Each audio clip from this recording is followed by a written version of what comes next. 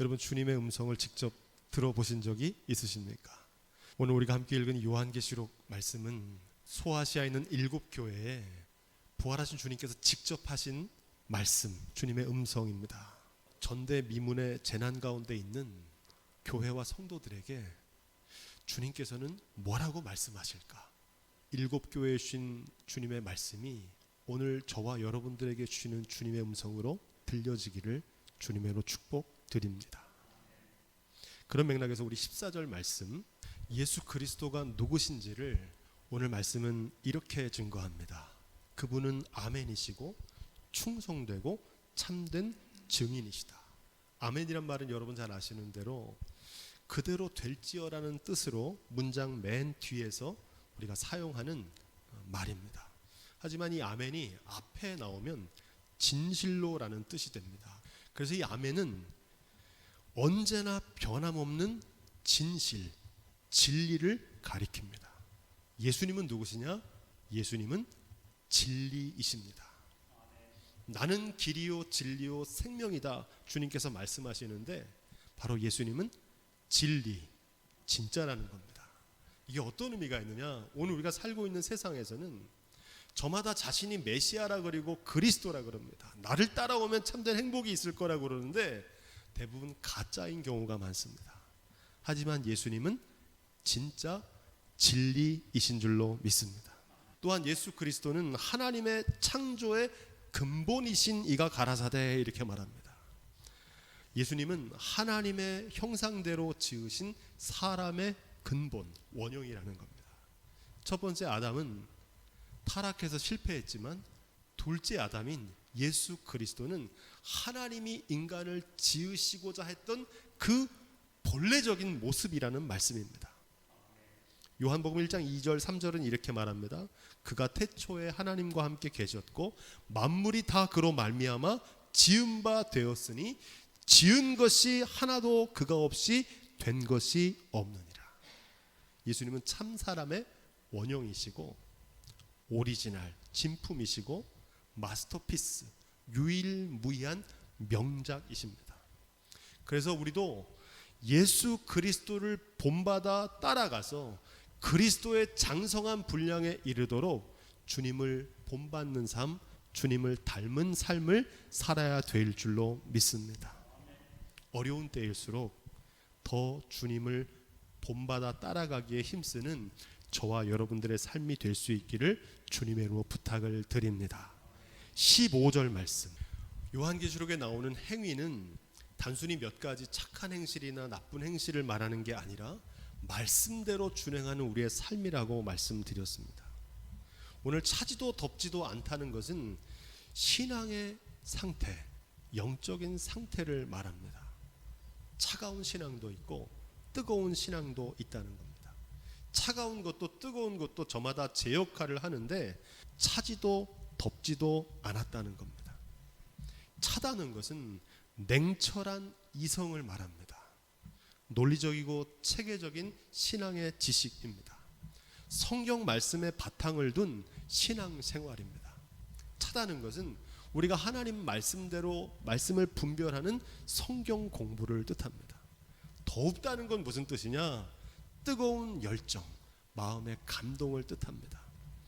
신앙생활에는 신비한 은사 체험이 있습니다. 방언도 있고 또 신유의 치유의 기적도 있습니다. 뜨거운 체험이죠. 헌신적인 봉사, 열정적인 헌신도 있습니다. 이 말씀은 둘 중에 어느 하나를 선택하라는 것이 아니라 머리는 차가워야 되고 가슴은 뜨거워야 된다는 말입니다. 이성과 감정에 조화된 균형 잡힌 신앙을 요구하고 계시는 겁니다. 이성이 없는 신앙생활은 맹신이 됩니다. 성경 말씀에 근거하지 않고 덮어놓고 믿는 신앙은 광신에 빠질 수 있습니다. 또한 체험이 없고 뜨거운 헌신이 없는 신앙생활은 공허한 신앙생활이 될 수 있습니다. 신앙의 맛을 경험하지 못하는 겁니다. 바라기는 우리의 신앙생활이 이론과 실제, 지식과 체험을 겸비한 신앙생활이 될 수 있기를 주님의 이름으로 축복드립니다. 그 대표적인 사람이 바로 사도 바울입니다. 사도 바울은 총명한 지성과 뜨거운 열정을 겸비했던 사도입니다. 감리교회의 창시자였던 존 웨슬리도 머리는 냉철하게 이성적이고 가슴은 따뜻해야 할 것을 강조합니다. 이 존 웨슬리는 옥스퍼드 대학 출신의 목회자였고 또한 올더 스케이트에서 성령 체험을 했던 조화로운 신앙을 겸비했던 사람입니다. 그래서 우리가 믿고 있는 이 감리교회에는 4가지 신앙의 기둥이 있는데 그 첫 번째는 성경입니다. 성경 말씀에 기초한 신앙이 되어야 된다는 것이고, 두 번째는 전통입니다. 이 전통은 성례전, 우리가 하는 세례, 성만찬, 사도신경과 같은 2000년 교회 역사 속에서 지켜왔던 전통을 소중하게 여기는 겁니다. 거기에 더해서 세 번째가 이성입니다. 많은 사람들이 신앙생활과 이성은 다른 거라고 생각하는데, 앞서 말씀드렸던 것처럼 이성적이고 합리적인 하나님 말씀에 대한 분별력과 통찰력이 우리의 신앙의 기준이 돼야 될 줄로 믿습니다. 거기에 더해서 존 웨슬리는 체험을 더합니다. 그래서 4가지가 됩니다. 그래서 감리교회 신앙의 전통은 차가운 이성과 더불어 뜨거운 체험을 동반하는 균형 잡힌 신앙을 추구하는 교회입니다. 바라기는 머리는 차가운 이성으로, 가슴은 뜨거운 믿음으로 성경에 관한 말씀의 지식과 뜨거운 은사를 사모하는 기도의 열심으로 거룩해지는 교회와 성도들이 다 되시기를 주님의로 축원드립니다. 오늘 가장 심각한 신앙은 머리는 뜨겁고 무지성인 겁니다. 신앙의 지식도 없습니다. 덮어놓고 믿는 광신도들이나 가슴은 차가운 비인격적이고 냉혹한 신앙의 모습이 최악의 상태입니다. 그런 신앙의 상태로부터 벗어나라는 말씀입니다. 그런 맥락에서 16절 말씀도 우리 함께 읽어보겠습니다. 이 라오디아 교회가 위치했던 지금의 소아시아 터키 지역에 히에라폴리스라고 하는 곳입니다. 지금도 파무칼레라고 아주 유명한 관광지인데 거기에는 온천이 흐릅니다. 그래서 오늘 말씀에 이 미지근한 신앙이라는 것은 뜨거운 열정이 식어버린 영적 상태를 가리키고 있습니다. 무엇이 뜨거웠던 열정을 식게 만들었을까? 처음 신앙을 잃어버리고 타락시키는 것은 무엇인지를 우리에게 묻고 있습니다. 여러분, 씨 뿌린 자의 비유의 4가지 밭의 모습을 기억하실 겁니다. 길가와 바위와 가시덤불과 옥토입니다. 오늘 말씀에 이 미지근한 신앙의 상태는 가시덤불에 뿌려진 씨앗과 같은 영적인 상태에 해당됩니다. 가시떨기에 떨어졌다는 것은 말씀을 들은 자니 지내는 중 이생의 염려와 재리, 일락의 기운이 막혀 온전히 결실치 못하는 자요, 이렇게 기록합니다. 한마디로 뜨거운 열정의 신앙이 식어진 이유는 물질과 쾌락에 빠져서 그 신앙의 처음 열정을 잃어버렸다는 겁니다. 공부하는 학생들에게 텔레비전이나 온라인 게임이 치명적인 것처럼 신앙생활에 있어서, 영성생활에 있어서 이 물질과 쾌락은 치명적입니다. 신앙이 자라지 못하고 열매 맺지 못하게 한다는 겁니다. 디모데전서 6장 9절에 사도 바울은 이렇게 말합니다. 부하려는 자들은 시험과 올무와 여러 가지 어리석고 해로운 정욕에 떨어지나니 곧 사람으로 침륜과 멸망에 빠지게 하는 것이라. 따라해 보겠습니다. 돈을 사랑함이 일만하게 뿌리가 되나니. 제가 읽습니다. 이것을 사모하는 자들이 미혹을 받아 믿음에서 떠나 많은 근심으로써 자기를 찔렀도다, 이렇게 말합니다. 바라기는 저와 여러분들이 이 미지근한 신앙에서 벗어날 수 있기를 주님의로 부탁을 드립니다. 17절 말씀, 이 라오디게아 교회는 교통의 요충지였고 상업과 금융이 번성했던 지역이었습니다. 그래서 경제적으로 풍요한 삶을 살았습니다. 하지만 스스로 부자라고 경제적으로 부유하다고 자랑하지만 하나님 앞에서는 가난한 자라는 사실을 모르고 있었다는 겁니다. 메시지 성경은 이렇게 번역합니다. 나는 부자다, 나는 성공했다, 나는 부족한 것이 없다고 자랑한다. 하지만 자신이 실제로는 가련하고 눈멀고 누더기 옷에 집이 없는 거지라는 사실을 알지 못하고서 말이다. 이렇게 말합니다. 이러한 영적인 상태에 놓인 사람이 누가복음에 나오는 어리석은 부자입니다. 밭에 소출이 많아지자 무엇을 해야 될까 고민하다가 창고를 허물고 더 크게 짓기로 결심합니다. 그리고선 이렇게 말합니다. 내가 내 영혼에게 이르되 영혼아, 여러 해 쓸 물건을 많이 쌓아 두었으니 평안히 쉬고 먹고 마시고 즐거워하자 하리라 하되, 하나님은 이르시되 어리석은 자여, 오늘 밤 내 영혼을 도로 찾으리니 그러면 내 예비한 것이 네 것이 되겠느냐 하셨으니. 따라해 보겠습니다. 자기를 위하여 재물을 쌓아두고 하나님께 대하여 부요치 못한 자가 이와 같으니라. 아멘. 이와 달리 또 누가복음에 나오는 불의한 청지기의 비유가 있습니다. 이 불의한 청지기는 옳지 않은 불의한 청지기였습니다. 그런데 이 청지기를 오히려 주님께서 칭찬하십니다. 그 이유가 무엇입니까? 이 불의한 청지기는 자기의 청지기 권한이 언젠가 뺏길 거라는 사실을 깨닫고 다른 사람들에게 차감하는 증서를 써가지고 자기가 청지기 직책이 떨어진 다음에 그들이 나를 도울 거라고 생각했다는 겁니다. 부자가 어리석은 이유는 자신이 맡겨진 청지기라는 사실을 모르고 살았기 때문에 어리석은 겁니다. 이게 영원할 줄 알았어요. 천년 만년 가는 것인 줄 알았는데 내 인생에 이 모든 것을 두고 가는 날이 있다는 사실을 몰랐기 때문에 어리석은 것이고, 이 불의한 청지기는 비록 불의한 청지기였지만 뒤늦게라도 청지기란 사실을 깨닫고 그날을 준비했기 때문에 지혜롭다는 겁니다. 이 지혜가 저와 여러분 가운데 있기를 주님으로 부탁을 드립니다. 세상에서 부요한 인생이 되기보다 하나님 앞에서 부요한 인생이 될 수 있기를 주님으로 부탁을 드립니다. 18절 말씀, 앞에서 얘기한 것이 진단이었다면 그 진단에 따른 처방입니다. 세상이 주는 황금, 의복, 약품이 아니라 주님께서 주시는 금과 옷과 약을 사라는 겁니다. 여기서 중요한 핵심 단어는 내게서 금을 사라는 겁니다.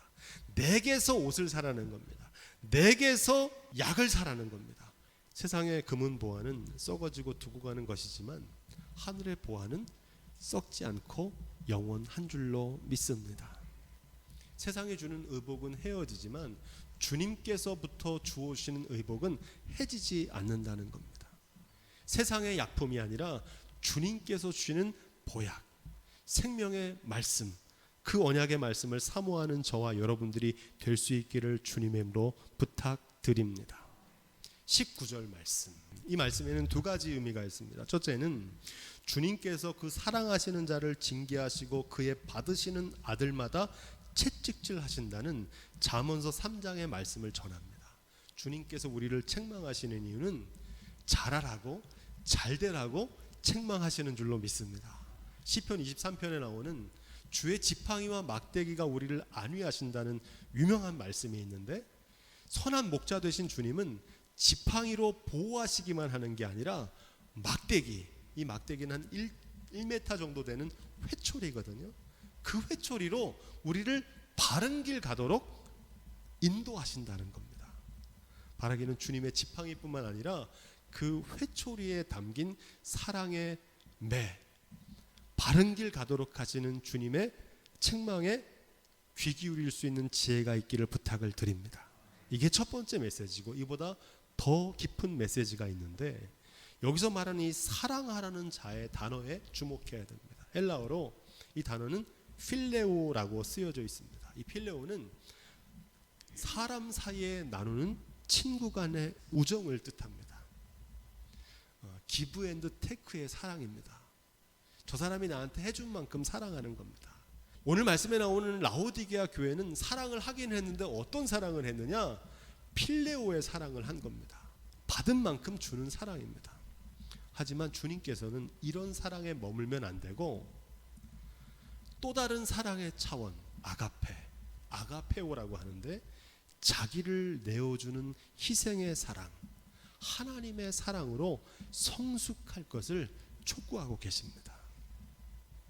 인간적인 차원의 사랑을 넘어서 주님이 우리를 사랑하신 것처럼 사랑하는 자리까지 나가도록 우리의 사랑이 변화되고 성숙해야 될 줄로 믿습니다.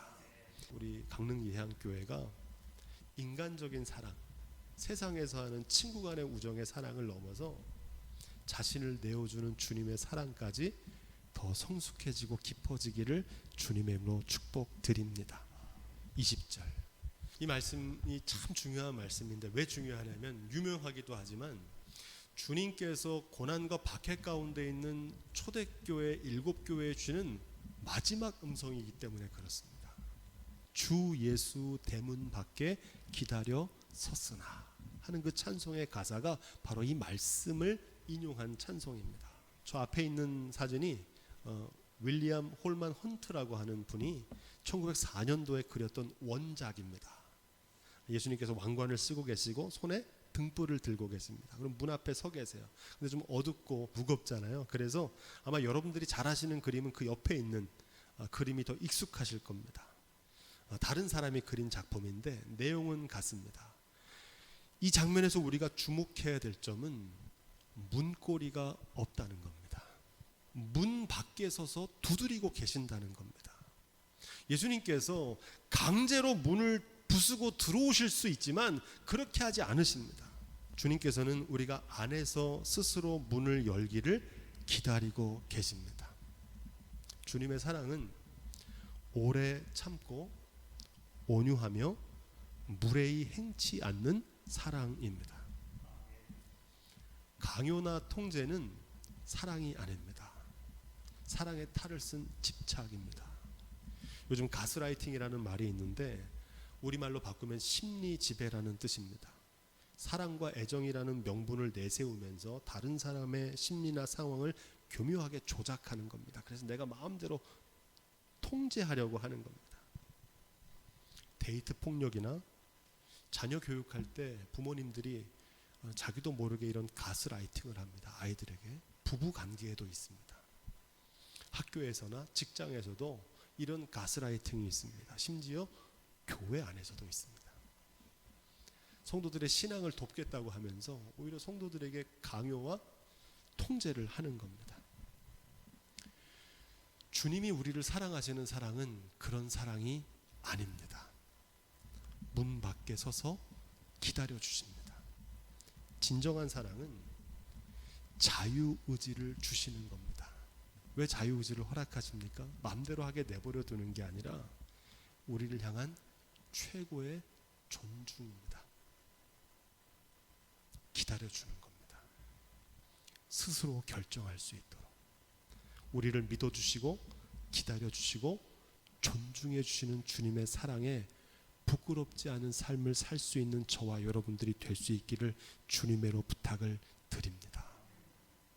마음을 활짝 우리 스스로 열 때 주님께서 우리 안에 들어오셔서 더불어 먹고 마시고 함께 하시는 역사가 나타날 줄로 믿습니다. 이 그림에 다시 한번 주목해야 되는데 이 작품의 제목은 세상의 빛입니다. 빛 되신 주님께서 우리의 어두운 마음 안으로 들어오셔야 된다는 겁니다. 요한복음 1장 9절로 12절에 나오는 말씀, 참빛 곧 세상에 와서 각 사람에게 비추는 빛이 있었나니, 그분이 예수 그리스도이신데 그가 세상에 계셨으며 세상은 그로 말미암아 지은 바 되었으되 세상이 그를 알지 못하였고 자기 땅에 오매 자기 백성이 영접하지 아니하였으나 영접하는 자 곧 그 이름을 믿는 자들에게는 하나님의 자녀가 되는 권세를 주셨으니, 이 그림 속, 이 말씀 속에 담겨있는 뜻은 바로 여기에 있습니다. 빛 대신 주님을 영접하는 겁니다. 어거스틴이라고 하는 우리의 신앙의 선배는 어둠은 빛의 부재라고 말했습니다. 어둠이라는 건 빛이 없는 상태라는 겁니다. 빛이 사라지면 그것이 어둠이라는 겁니다. 이 말은 뒤집어 보면 빛이 오면 어둠은 쫓겨가는 줄로 믿습니다. 여기 아주 중요한 영적인 원리가 있습니다. 염려는 기도 없음입니다. 기도하면 염려는 사라집니다. 불평은 감사 없음입니다. 감사하면 불평은 사라집니다. 다툼은 사랑 없음입니다. 사랑하면 다툼은 사라집니다. 빛 되신 주님을 우리의 삶에, 우리의 가정에 모셔드리면 우리를 다스리고 있던 어둠은 사라지고 주님의 빛으로 가득하게 될 줄로 믿습니다. 21절로 22절 말씀, 오늘 말씀의 결론입니다.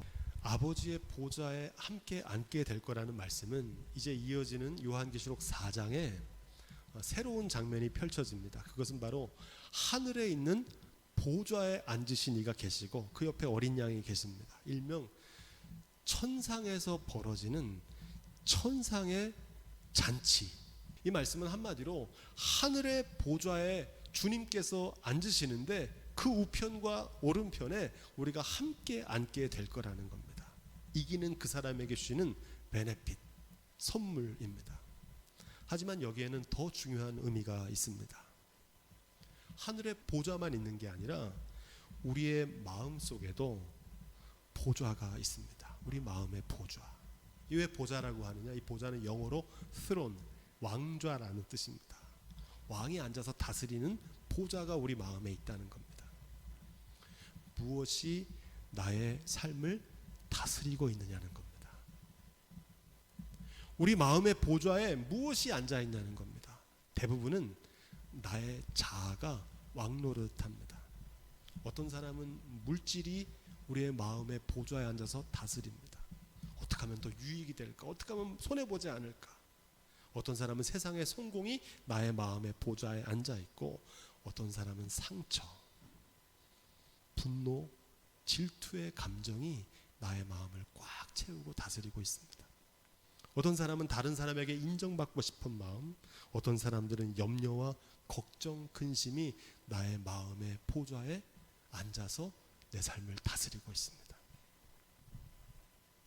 예수님을 그리스도로 영접한다는 것은 그리스도는 왕, 메시아란 뜻인데 내 마음의 보좌에, 내 마음의 왕좌에 예수 그리스도를 왕으로 모셔드리는 겁니다. 그때 주님께서 우리의 삶을 다스리시고 우리의 삶을 이끌어 주시는 줄로 믿습니다. 이게 그리스도인이 되는 겁니다. 앞서 말씀드린 하늘의 천상의 보좌는 이 땅에서 내가 내 마음의 보좌에 그리스도를 모시고 사는 사람이 지상에서 천상까지 연결된다는 사실을 증거하고 있습니다. 바라기는 예수 그리스도를 영접함으로 내 마음의 보좌에 예수님을 왕으로 모셔드리는 삶이 될 수 있기를 주님으로 부탁을 드립니다. 그럼 주님이 다스리십니다. 주님이 머리 되시는 교회, 주님이 다스리시는 삶이 다 되시기를 주님으로 축원드립니다.